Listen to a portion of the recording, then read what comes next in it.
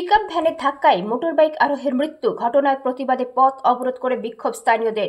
আসানসোলের কুলটি থানার নিয়ামতপুর ইস্কো রোডের ঘটনা।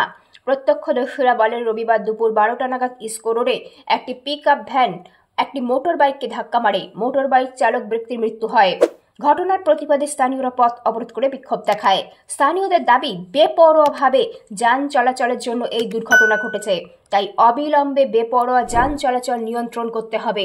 খবর পেয়ে ঘটনাস্থলে নিয়ামত ফাঁড়ির পুলিশ এবং নিয়ামতপুর সাব ট্রাফিক পুলিশ পৌঁছায়। পরে পুলিশের আশ্বাসে অবরোধ ওঠে। প্রায় আধ ঘন্টা পথ অবরোধ করা হয়। পরে মৃত ব্যক্তির দেহ ময়না তদন্তের জন্য আসানসোল জেলা হাসপাতালে পাঠিয়ে দেওয়া হয়। এখানে অ্যাক্সিডেন্ট হয়েছে, স্পট ডেড।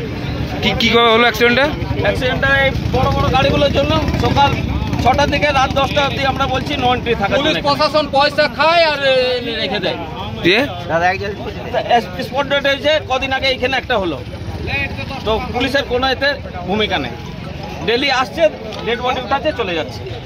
আপনারা এখন কি চাইছেন? আপনার সকাল 6টা থেকে রাত 10টা অবধি নো এন্ট্রি যাতে থাকে, কোনো গাড়ি এখানে যেন পার্কিং না। কি নাম যিনি মারা গেছে? কি নাম যে অ্যাক্সিডেন্টে? আমাদের লোকাল নামটা এখনো পাইনি। কিসে ছিলেন যিনি? কিসে ছিলেন? M8 ছিলেন। কোথায় যাচ্ছে? কোন দিকে যাচ্ছিলেন? আপনার নাম? আমার নাম সিন।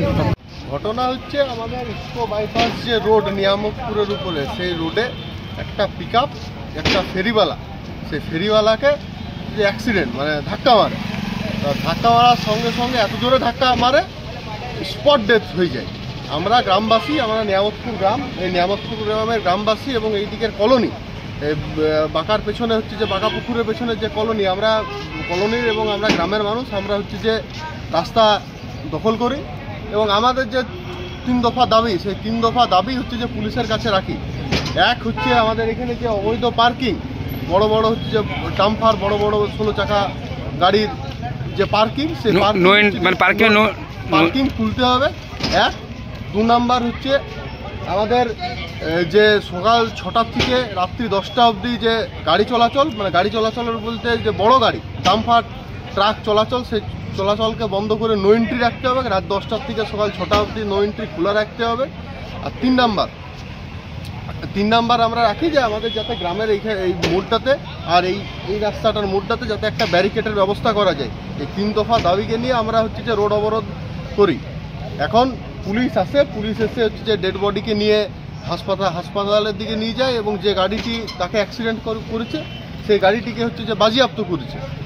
আমাদেরকে পুলিশ আশ্বাস দিয়েছে, আমাদেরকে বলেছে পুলিশ যে পরবর্তীকালে আগামী কয়েকদিনের মাথায় এই কাজ হচ্ছে যে পুলিশ করবে। আমরা সেই আশাতে পথ অবরোধ তুলে নিয়েছি এবং সেই ভরসা পুলিশের প্রশাসনের উপর ভরসা দেখায় আমরা থেকে তুলে উঠে এসেছি। আমার নাম অনিকেত মন্ডল।